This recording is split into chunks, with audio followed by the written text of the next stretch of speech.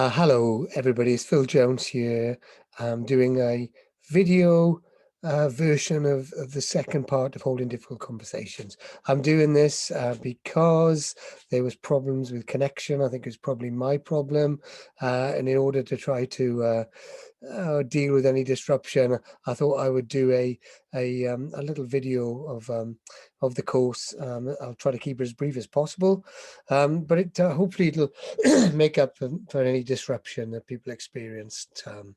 But also, if you're just watching this and because you weren't able to attend the day two or whatever, that's good too.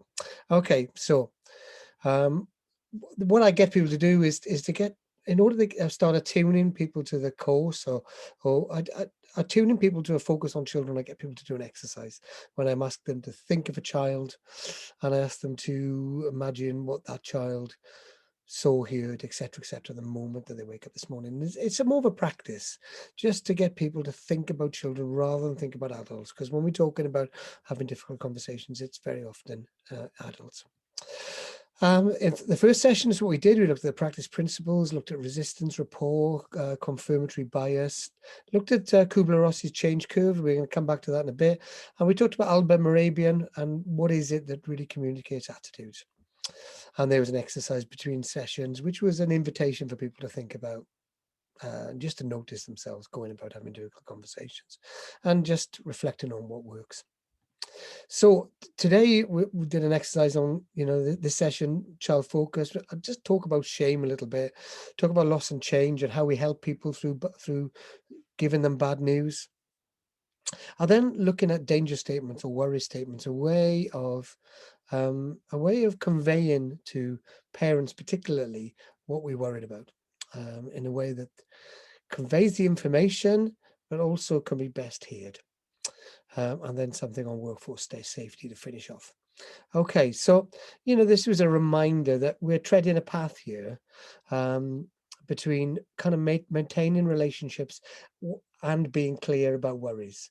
We're traveling alongside families.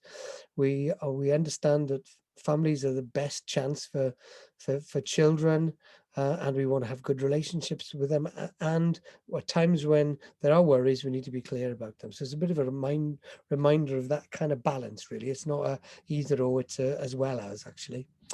And just a big slide about shame. We all kind of experience shame, actually. It's never very far away for us, professionals who've done well in our lives. Maybe we find ways to manage that. For many people, the experience of shame, which might come from some perceived criticism, might not be far away. And one of the first rules of having a difficult conversation is not to make things worse. And I think one of the ways is not to evoke shame, if possible. I wanted to introduce this family, the O'Neill family, Angelina and Terry, and their little boy, Trayon, who's age 9, started attending the service. This is the case study, so a bit of meat for us to get some of these ideas, use some of these ideas in. Trayon's little boy, small, shy, quiet, reticent to come into your service. Both Angelina and Terry are saying that they're delighted to be here. And you get a sense, maybe as a same-sex couple, that they've enjoyed moving to this area, which I see as more progressive. Maybe that's the sense you get.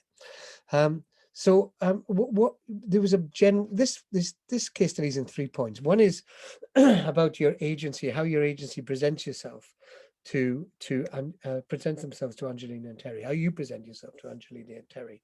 And the second is about how to help people when we start giving them bad news. And the third is about how do we convey worries about children. So it's in 3 parts. And it was about what can you and your organization do to ensure that families are equally welcome. What can you show, particularly in relation to, and I use the word marginalized families. I don't know if that's a fair word here, but I think many same-sex couples will feel that some organizations are set up for heterosexual couples, for example.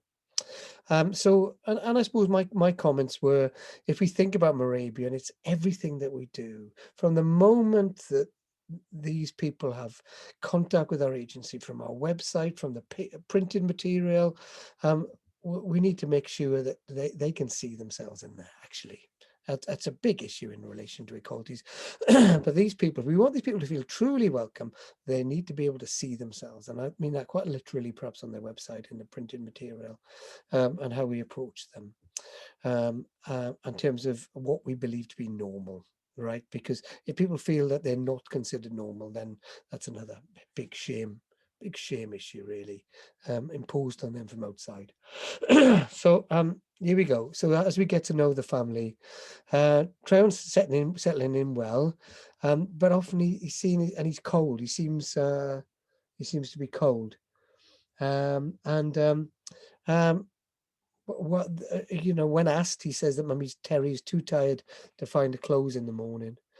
Um, uh, Another service user, somebody else who comes to the service, says um, that actually Terry smells a drink. This is the sort of awful gossip stuff you get hear about, difficult stuff.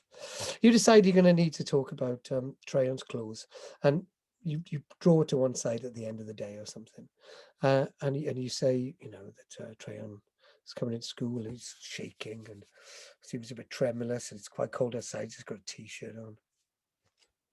She immediately loses her temper and becomes defensive. So this is kind of like a common scenario, it seems to me. So how do we understand this? How do we understand it? And I wanted to go back to look at Elizabeth Kubler-Ross's work on death and dying, about understanding this. And she talks about this sort of process that people go through in change, started with a sense of shock and denial, then anger kicks in, and then a kind of bargaining. Oh, what about those other children? Now they're much worse than mine, or well, I'll make sure I'll go and buy my sweatshirt, but you won't tell anyone, will you? And then a sort of depression's a sense of helplessness. So I think this curve is a way of just understanding what people's reactions might be to us when we bring them bad news. And then so what I normally do is to ask people to work through what they think they would, in a way in which they communicate to people, what might help them through this kind of process. How can we help people go through denial and anger from depression, etc., etc. Shock. Here we go. Do we invite people into a private and safe space? It's a communication that we think the information is important, though also we risk perspective that taking them into the office is a certain level of formality, which may make people feel even more worried. But we have to balance that up, unfortunately. Allowing people time to hear, speaking slowly enough to communicate the nuance of what's going on, maybe repeating something gently, not allowing plenty of time, not patronizing, but just making sure that we understand that it's hard to process and take on board these issues. Allow time for kind of grief responses, crying, wailing, people staring out the window. These are things that people will do when they're trying to process stuff, and they're fending off for kind of shame, and we're trying our best just to sit with them and go through this. Something about basic needs. People might want a glass of water, might want to sit down. They might be so impacted by the information that we've given them. And also there's something about, somebody said, allow enough time to have that conversation. I think that's absolutely right. Denial, what to do if people say, no, it's not true? Well, stick with it, stay with people. Maybe even repeat things as we've said it, acknowledge people's feelings. It's hard to hear. Repeat that acknowledgement if it's needed. Say, this is hard. I know it's hard to hear, but stay with the observations. Stay with the observations. Stay what you've seen and what you've heard. Ride it out a bit. People's anger. Well, not literally, but there's something about rolling with the punches, metaphorically. Now, we know that we have to feel safe in order to have these conversations, but people might use bad language, or they might, be very sniffy with us. They might be, you don't care anyway, kind of angry expression. Let's not feel we have to pick up on anything. The job here is to help Terry see what life's like for Treon, and by that improve life at Treon. So that's what we're there to do, not to establish our own ground rules about language people use or whatever. Rely on your observations, not on your status as safeguarding lead or whatever. Rely on your observations. The whole business of shock and denial might reoccur. We might go around that again. It's not a neat, it's pretty messy, this stuff, working with people. And keep the information there, keep the observation there, even if it leads to them becoming more agitated. Be careful about, wish to sort of play things down so that they don't become agitated, because that agitation, I think we're seeing shock and denial, anger as part of the process of taking on board this information. Be careful about how you recognize feelings. I think if you start thinking that you're doing, I know what's wrong with you. If we're going to recognize feelings, we should do, I wonder if this hasn't become a real shock for you. So we're offering that as a sort of, we're wondering kindly if that's what's happening, rather than tell you what's wrong with you. Okay. Part 3 of the Tryon story. Arrives at the service late, looking very unkempt, tearful, clothes stained, strong smell of urine, and he says that he's very upset. He says, Mammy Terry's very cross with him. You go outside the centre. Terry's slumped on the fence. And what you decide to do is that you're going to get her and Angelina to come and invite them, or maybe it's stronger than invite, actually.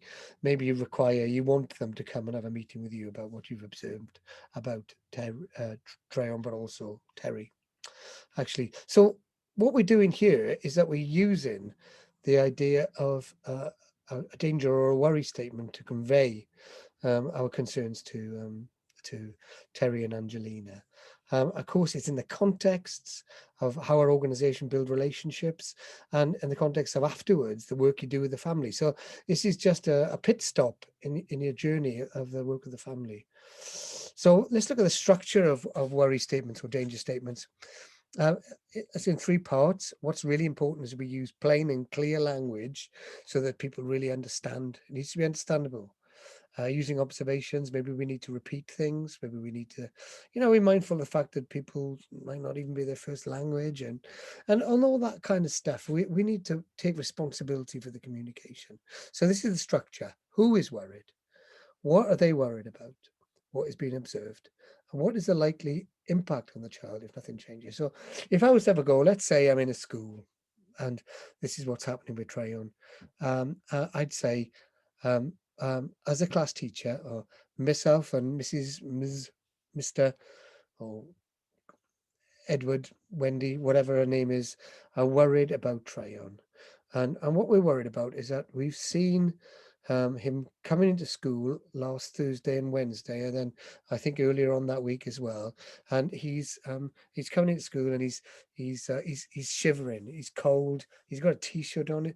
Most of the other children have probably got jumpers or coats on, and he comes in and he sits down and he feels cold. And he says that he says to us that Terry, that your Mummy Terry's angry with him, and you can see he's very upset about it. So there's a couple of worries. This is about what's been observed. We're careful to talk about what's been observed. We might sort of say, last night, Terry, I came out into the grounds and I could see that you were leaning heavily on the fence. And when I spoke to you, your voice was slurring. I wondered if whether or not you've been drinking. That's not an observation. That's a sort of wonder, really. But we're clear about the observations. What's the likely impact on the child if nothing changes? Well, let's say we focus in on the cold and they're worried about Mummy Terry. We might say, well, we're worried that when the Tryon comes into school, he's cold and he finds it. We're worried that he's going to find it hard to learn because he's concerned with getting warm. We're worried that he's worried. We think if nothing changes, he's going to continue to be worried about you, Terry, and that worry is going to stop him concentrating on his schoolwork, and we're worried that he'd fall behind. In terms of the smell of urine that we smelt on him, well, we're worried that that children, we try very hard to bully in the school, but children can be really nasty. Unfortunately, they can be, sadly, they can be cruel, and we try to stop that and encourage kindness. But we know that it does happen that children might be unkind to Tryon because of the smell of urine. So there's some examples of worry statements and how we might use them. Finally, managing conflict. Something about being aware of our own fears. I don't think we should have the same boundaries, really. There might be some consistency, but some of us have experienced violence in different kind of ways, and I think we need to help ourselves and help our agency help us to feel safe enough, to put the conditions in safe to help us feel safe enough to have these conversations, because we can't have these difficult conversations if we feel fearful of harm to us. I'm going to talk a bit about the physiological responses, and I've already mentioned something about safe working practices. There are the agency safe working practices, but there's also, as a culture, I think it's important with our colleagues to look at these things. If I'm going to take Terry into a classroom to talk about this, I want somebody else to know that I'm in there with Terry and why I'm there. So that's more kind of on the ground cultural expectations of ourselves and our colleagues. Physiological impact. I used to think that my distress at violence, a bit angry with me, was psychological. Of course it is to a degree, but if we just rely on that, we end up running ourselves down. We think we should be tougher with it, but there's all this physiology going on, and it's very, very powerful. If we're in that state, I guess it's a fight or flight state. We need our muscles, we need a heart, we need our lungs. So our body the system kicks in. Cortisol, particularly as a primary stress hormone, increases sugar into muscles, and it all gets kind of used up to get ready to fight, to flight, to run away. Our brain starts fizzing. Maybe our voice starts to become slightly wobbly because of all this stuff going on, our heart's beating. And this is a physiological impact. It happens to us.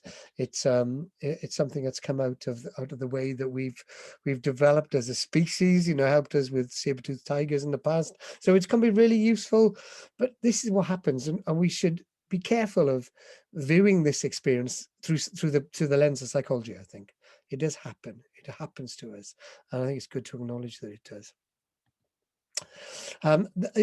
The thing I'm worried about is our experiences have an impact on our own thoughts. So we feel less competent. We might feel that we can't talk about our experiences. That might lead us to feeling more isolated if we're not getting help, particularly if we believe we should be coping and we feel that we're not. We have our own experiences of shame. We might feel not able to talk about it for whatever reason. We might feel that the world's more dangerous. It might have an impact on our view of the world, which is really a shame, really, and has an impact on our well-being. There's something about the Stockholm syndrome as well. It's a particular scenario. 1973, a group of people broke into a bank, held some staff hostage, and they were there for 4 days, I think. The authorities tried to negotiate with the bank robbers and successfully, and ended up storming the bank. And what happened is that the hostages came out fighting for their captors, and that's been known as the Stockholm syndrome. And I think about it, an experience of my life in practice as a social worker, how I remember talking very positively and supportively of a man I was quite frightened of, and I didn't know what was going on really, but he wasn't there. It was just something almost that I became captive of the situation, and I think we can think of that as Stockholm syndrome. So be mindful when you've had repeated exposure to something like this, that we don't find ourselves lining up with the people who've been aggressive towards us. Okay, I think that's that. I hope that was a useful little run through of the course for those people who either weren't on it or was disruptive in some way. Please do give us a shout. My emails here. I'd be really, really happy to hear from you, and I hope that's useful. Thank you very much indeed.